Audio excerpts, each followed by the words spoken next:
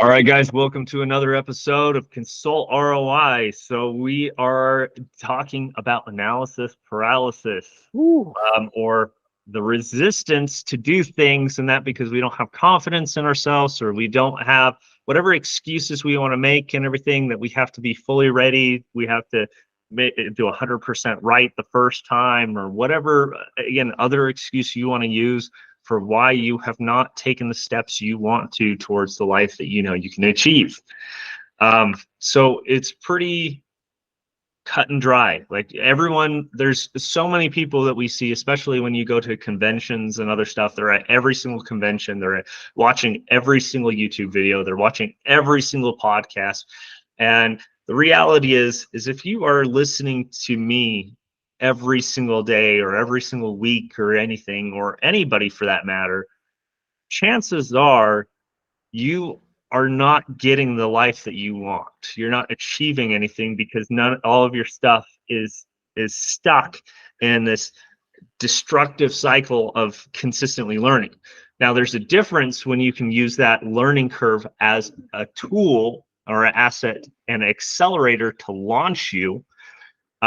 So for example, if I am trying to learn on how to work on my car and I've never done it before, I might watch a brief video that shows the summary of like, hey, this is where that fuse is located. This is where these components are what to look out for, to make sure you don't roll the seal or something else if you're taking this component apart. But once I have at least a basic gist or overview or understanding on it, I just get to it. Like I don't right? need to sit there forever and ever and ever and be like, oh, well, I need to do this perfect. I want to make sure that there's nothing that won't come up.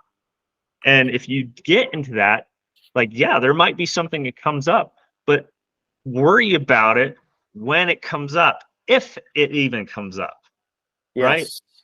Yeah, It's very, exactly. yeah, go ahead, Dan. Yeah, exactly. I mean, it's like if it comes up. Now, this is a hard lesson actually for me to learn. Last week we were talking about personality styles, behavioral styles, and things. As a professional salesperson, I've had to learn of my own personality is that I don't want something else to come up. So then in sales demos years and years ago, I would go and cover all the bases so that the prospect couldn't come back to me and say, you didn't tell me about this. We talked about everything else, but you didn't tell me about that. That's what I was in fear of. And so Yeah, it and was you'd ask excessive questions and bring up concerns that weren't even concerns in the first place, and then 100%. confuse them, which is why they would never buy. That's exactly right. It's exactly right. And the way that I learned this is that I would actually record my sales demos, my webinars, things like that I would do. And then I'd go back and watch them like, sports players watch tape, film after a game. And so then I could hear myself, oh, that was a bad question. Or, oh, I should have wrapped it up there. Or, oh, I could have capitalized on what they had just said. And really what I learned through the whole process Focus was, on their facial expression. yeah, exactly. To see that if they're showing, their video or whatnot. Like, I don't know. I've been doing If video you see for, them glance off, like while you're asking questions and stuff like that, if they glance off, or if you are also seeing them be basically like either zone out, right? Or they're like, okay, they're clearly not listening to you at this point, yep. or they look at this and they start getting that look of like puzzlement, like, why are you wasting my time? Like those are the cues to be like, hey, you're off basis.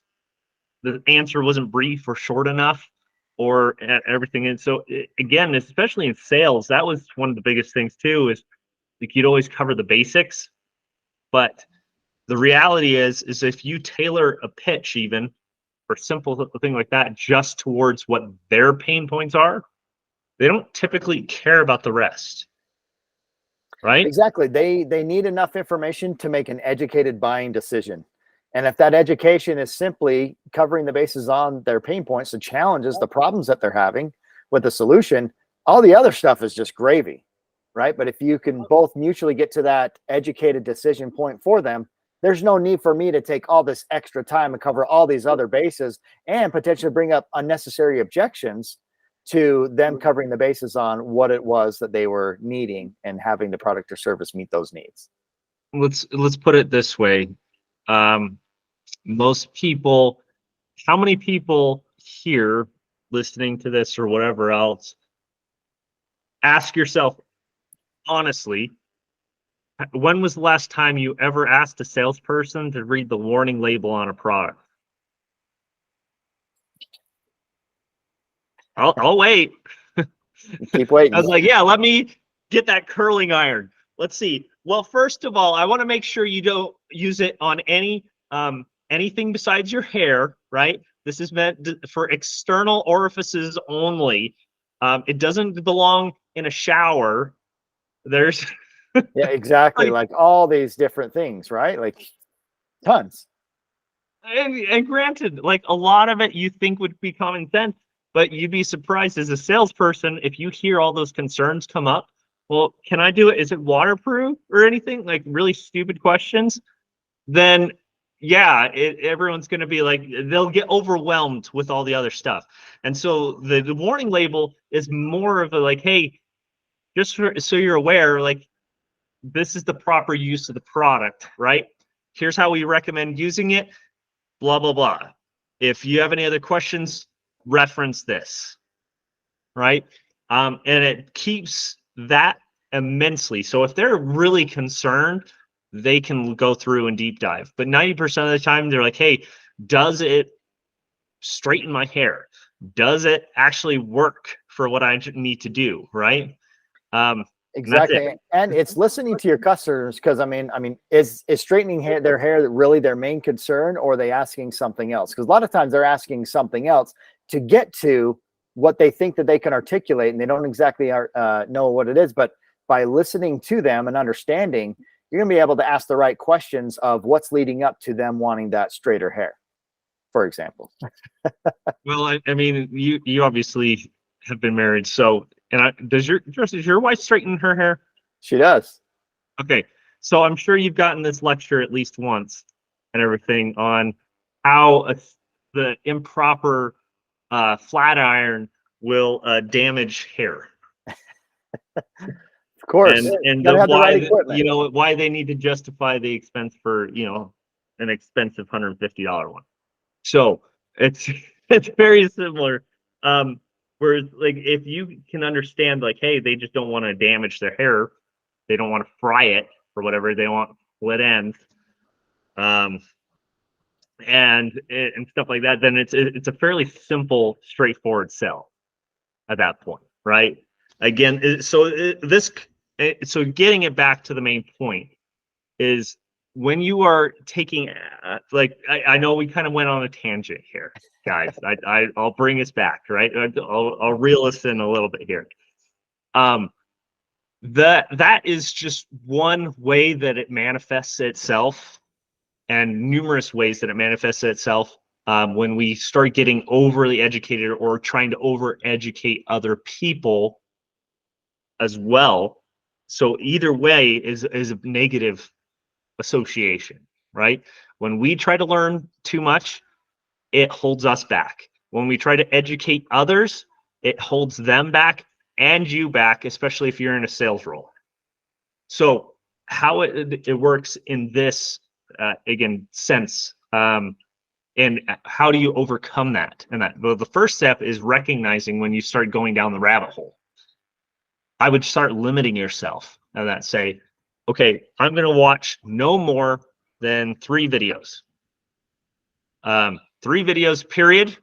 Brief summaries of that at 1.25 playback speed on YouTube. And yes, you can do that. Go to the settings, go to playback speed, go to 1.25. It accelerates your time and it doesn't detract from that. So if you're trying to get something across and there's some verbiage in it, do that. You will get 25% of your time back. This is about being efficient with your time. How quickly can you do that?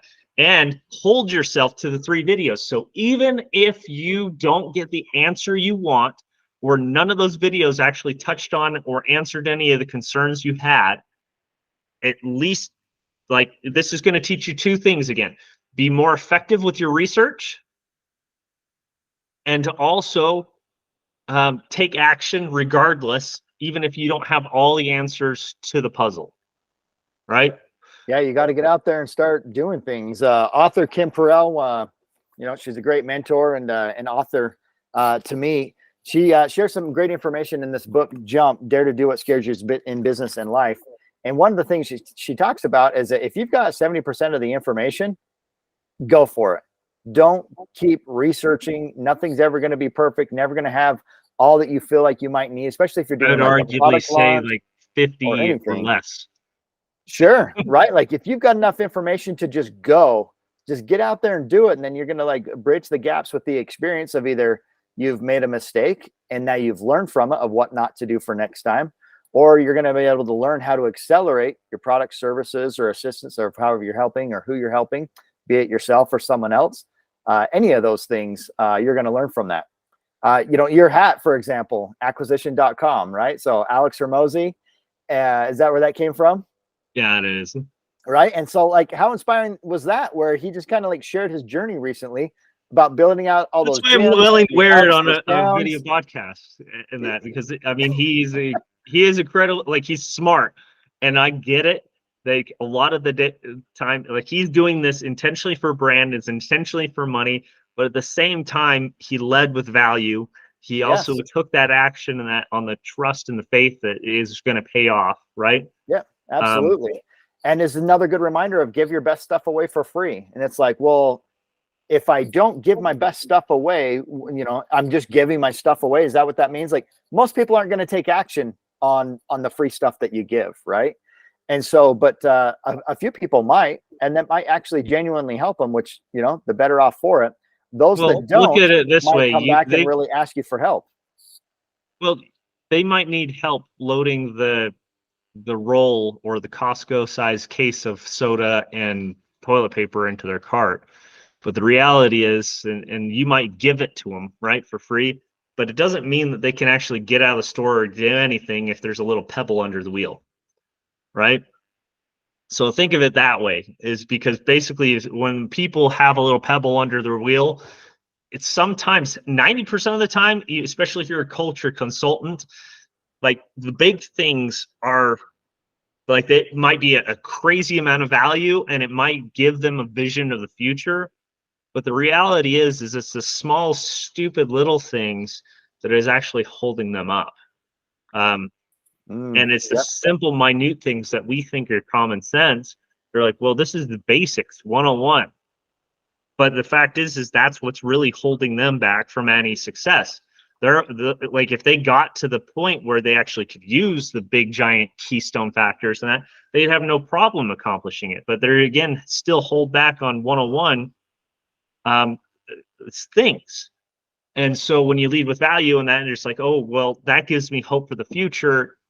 Maybe I'll take action now to understand. And then again, you do that consultation call and realize, oh, hey, you just have, again, stupid little pebbles stuck under your wheels that is making it to where you can't push that cart out and check out and be successful, right? Right, because they might be so focused on something, but then, so don't underestimate your value that you bring to the table, because maybe you've seen that 100 times. All right, there's a million people that try to get these big, heavy things lifted and up and off the ground there and moving forward. But there's one little detail that they always overlook. And what is that detail that you might know that be able to help those that you serve make it to where they're going faster? To clarify, before most of you be like, well, see, that's exactly why I go into analysis paralysis. That's why I do all this stuff. That's why I have to research. That's why I have to do everything else. The analysis paralysis is the little stone. It is the little, it seems, it's such a small thing and everything in reality. Like, for most people, they're like, oh yeah, I'll just look at this and that. Does the product do what I want? Yeah. If it does, great, I'm going to buy it. And that's it. Whereas you are right now, and this is the reason I use that shopping cart analogy, because when you're going into a store, you're going in there to get different products, produce, and everything else to get out of there with your goal or mission accomplished in mind, right? So you have a business, which is your home, and you know what you need, or you think you know what you need for all the products that you're going to accumulate for the store to build that up, right? Or get that. And so when you get stuck into browsing mode, how much more do you end up spending, both time-wise and money-wise, in that store? Yeah, exactly. Right. You're just out there shopping. And so you brought up a good point of Well, like you don't shop hungry either. yeah, that's for sure. But when you're like researching, right? And so the topic of research, I've had two things come to mind to me. One of them is this classic guy. He's the classic type that would probably attends events for more research and never makes a decision. We'll call him meat and potatoes guy. So over the years, working a trade show, one in particular at the McCormick Center in Chicago, for years and years and years, this particular customer would come up to us and everybody would just know exactly who he was. We'd always put him on the new people on the trade show floor. And he'd always come up and be like, I'm a researcher. I just need a little bit of information about your product. I just need the meat and potatoes. Just give me the meat and potatoes. And he'd get in this cycle and this loop and just say meat and potatoes over and over and then claim that he was a researcher preparing to buy something. And he'd do the same song and dance for years and years. And guess what? He never bought anything, just said he was a researcher. Now, contrast that with somebody that is a researcher that takes pride in calling himself a researcher, but takes action with that. And the person that comes to mind there is author Daniel Pink. I don't know if you've ever heard of Daniel Pink before. If you haven't, look him up. He's got several best-selling books out there. One of my favorites is To Sell is Human. And he claims himself to be a researcher, but then he goes and puts his research to work in books that are put into actionable, easy to digest information that people like you and I or those listening can put and apply into our lives. But he's got several books out there. But don't be the meat and potatoes researcher. Be the researcher that actually does something with the information and takes action. Whether you're helping others, write a book, or whatever you're doing, do something with that information. Again, it goes back to like you will never, ever, ever have every single thing you need that to move forward. And it's very easy as well that once you don't have an answer for something, or you don't know how things are going to get better or whatever else. And this goes also for when things go really bad in your company, right? You might have something blow up where even if it's a customer, like a former client or something that completely decides like, hey, you are, like, he just the customer decides to badmouth you on everything, right? Destroys your reputation, tries to go out, and it's very easy for a lot of people to immediately when that happens and everything to shut down and to basically say, you know what, that's it, that's for me, that's it, that's all I can do, especially when they're first starting and they don't necessarily have a lot of reputation yet or anything else. And it could be at a critical stage where it's just somebody you unfortunately met, what I call a Karen, and and they just decide to immediately wreck it because you didn't listen to that voice inside your head that said, hey, you probably shouldn't do that work or do that job for them. They're going to be difficult. They're already like nickel and diming you from the get-go. And you do it reluctantly just to try to get something in the door, and then they don't even pay you or whatever it may be because they don't have those ethics or anything else, but you decide, oh, like that's it, I can't do this anymore. But the reality is again, picking yourself up and looking for the next solution. How do you figure out how to step forward and everything else? It's the same thing when you're going through personal trials. It's very easy to think that we're never going to come out on top, that things are just going to dissolve. Our human minds are naturally cynical, right? So that's just the other thing. And the reason that I want everyone to take action, and that's the whole reason that I would challenge you that why you're in analysis paralysis and not able to take action on your items or take action on what you know you can accomplish or are doubtful that you can accomplish. It's because you have a cynical part of your brain that you are allowing to control your life, that you are allowing to dictate exactly what you will or will not be successful at. And that's where you need to develop two middle fingers and point both of them at your brain and say, screw this, I'm not going to tolerate this anymore. And until that pain becomes enough to where you say, you know what, I'm not going to tolerate this life of mediocrity. I'm not going to tolerate this life of living below my reputation. If I died today, I know I wouldn't have accomplished jack. That's when the pain is enough that you can actually inspire change and really make a difference.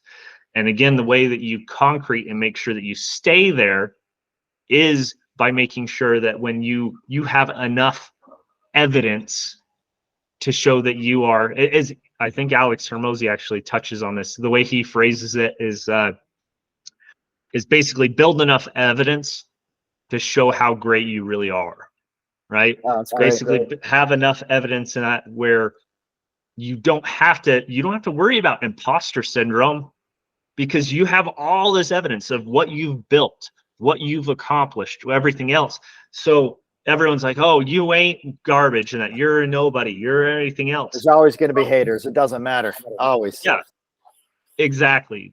But, and you can essentially look, and you don't need to confirm to them, because that's feeding into another toxic trait. We're not getting into that subject.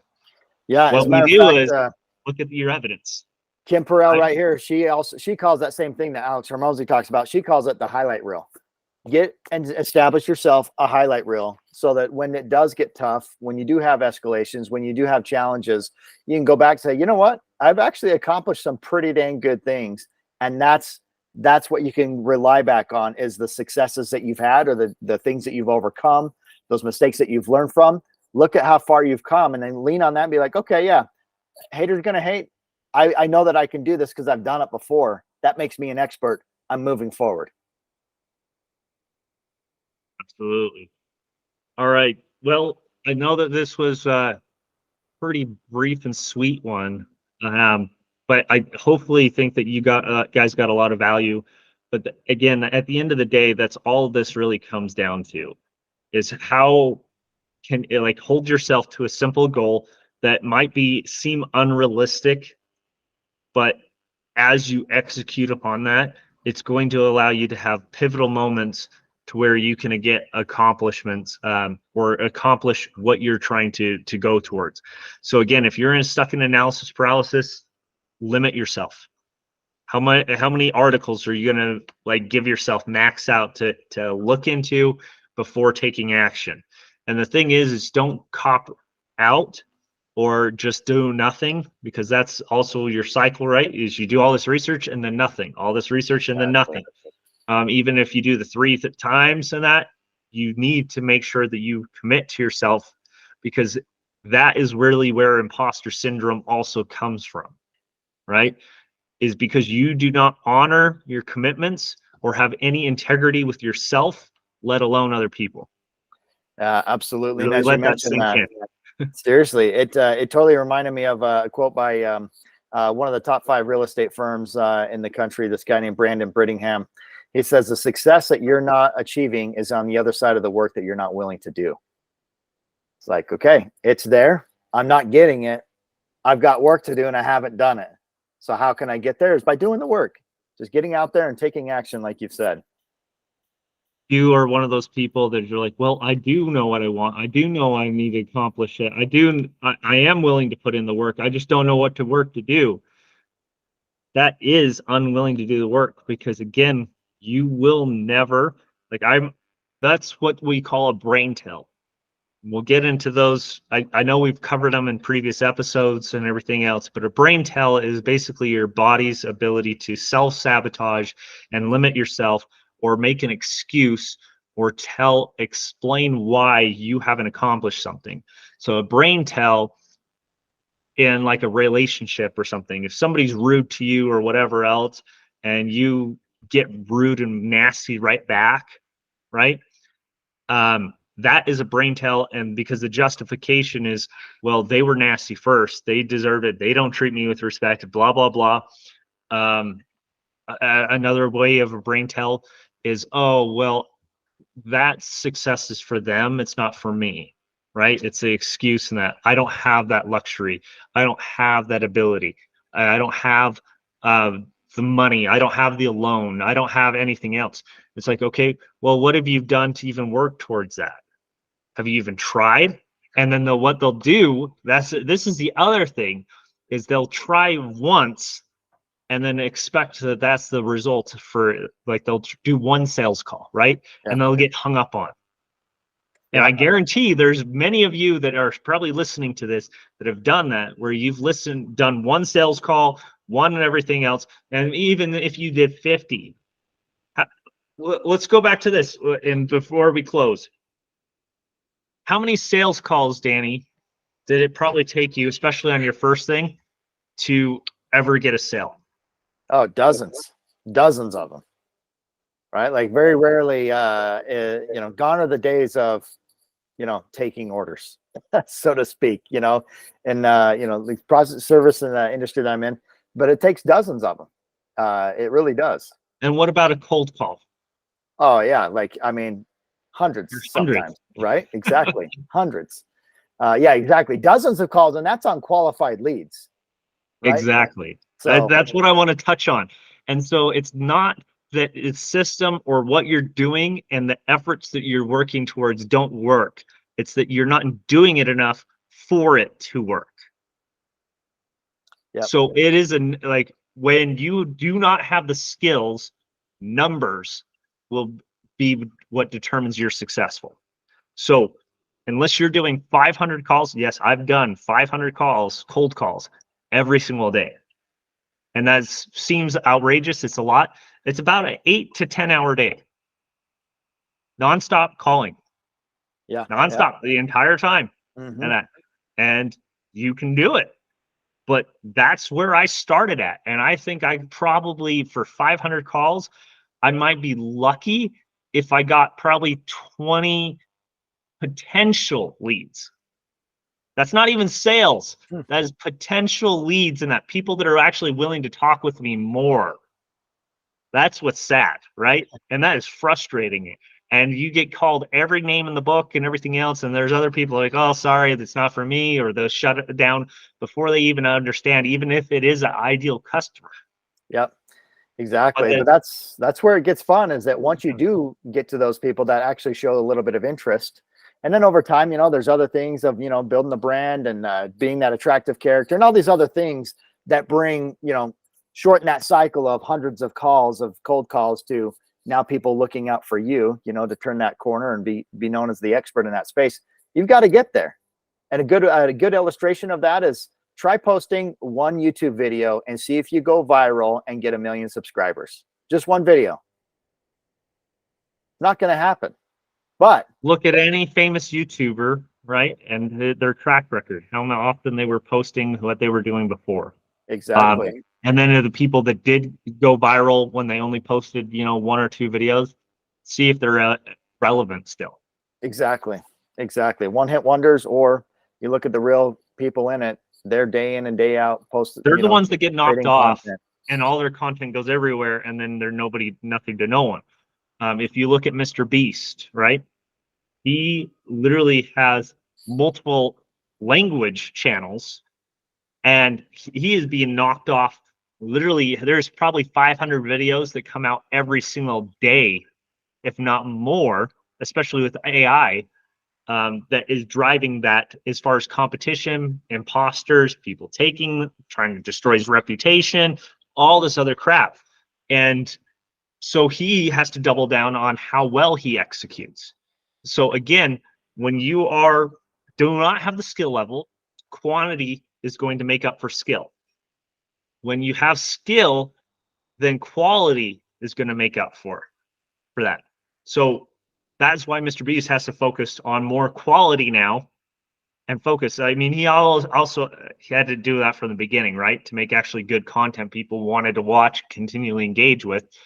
But now it even has to step up a notch, even a higher notch in that, to invest in that, to do that. It's the same thing with you and your business and that.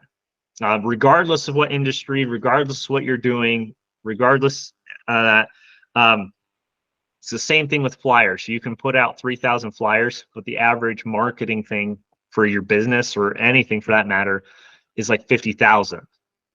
It's the same thing like when people got so used to where they could go walk into any single business and instantly have a job. Those days are gone too. right? Especially if it's a good job or a good quality job, that, which means that you need to submit your resume and make sure that it's polished in that, pretty good at that, or at least clean up, do the basic diligence, and get it to as many people as humanly possible, right? So Exactly, because you're only going to have a second as they look at it, because there's hundreds of people applying for that same exact spot. So how are you going to stand out? And then to bring it all back, like, what's the ROI in what you're doing? Right. So you've got to go and do the work. You've got to put yourself out there, get as much information as you need to get started, and then just get that train moving. Because once you do get it moving, you're going to get that momentum, and then your ROI is definitely going to come back to you. But it can't just come back to you without doing the momentum first. exactly. So even when you do so again, we'll get into this in another episode, but you can, like, for example, if you have a targeted result, like you want a job in a specific high niche industry, then it's very much making sure that you develop the skills that they're looking for. You write the resume to highlight the skills that they're looking for. You then present yourself in the way that they're looking for, and so forth. So it's very much like your research is just figuring out, what do they want? Are they looking for? How do they want people to act in that? What is the culture fit? What is the skills in that I need to make sure that I polish in that to get this career? Because I don't want to make 300,000 a year or something like that, right? And then not limiting it to just that one. It's just showing, hey, I'm going to show all those other jobs that are in that same field and see where I can get. And then if you have really honed in and that, and you really know how you've executed, still, even then, you might not get all the calls. And that might be disheartening, in that even after you've done all that work. But the reality is again, following up and everything else too. You'd be amazed how many people we've hired that didn't necessarily have the skill set or anything else yet, but what they did have is they had determination, they had follow-up, they had actions that they did, and they consistently showed that they wanted the opportunity that we were presenting them. And that to me was almost arguably more valuable as well. Yeah, because you can teach the skills that you need. You can't teach some of those things, prior to. Yeah, if you have all the skills and everything and you're just all in this analysis, well, I want to be perfect, I need to get into this, I need to do all of this, but you don't even follow up with their calls, you just shot yourself in the foot. Yeah, exactly. It's not hard to differentiate. It really isn't. But those that do, they stand out. Exactly. So again, stop researching, take action. Again, look at something in your life and do the same thing, even with minor things like groceries and that. Be like, hey, I'm going to hold myself to, especially if like, this is one way to really develop self-control. It's miserable, I'll tell you that, but go to the grocery store with a specific grocery list, be starving, haven't eaten all day and everything, and basically only get the action items without getting hangry and taking your time there.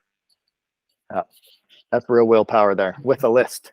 So with a list and everything. And granted, you can set, but if you do take action, what will typically happen is you'll get hyper focused. You're like, I can't look at anything else. I can't eat anything else. I have a meal at home or something else. I've committed to myself, I need to get through this. And at that point, you put your head down, you rush through that store. You'll probably accomplish that grocery store trip quicker than you've probably ever in your entire life. Yeah, and spend a heck of a lot more too. Save some money and accomplish your goals. So we hope exactly. That's those aspects in all of your life. All right, guys, we'll catch you on the next podcast. Again, like, share, comment below, and let us know what questions you have. What did you like? What did you hate? We don't have thin skin. Like, we have the thick skin. We can take some harsh criticism in that. That's perfectly fine. In fact, I embrace it. So again, comment, like, share, and let us know what you would like to see discussed next. But until next time, take care. Peace.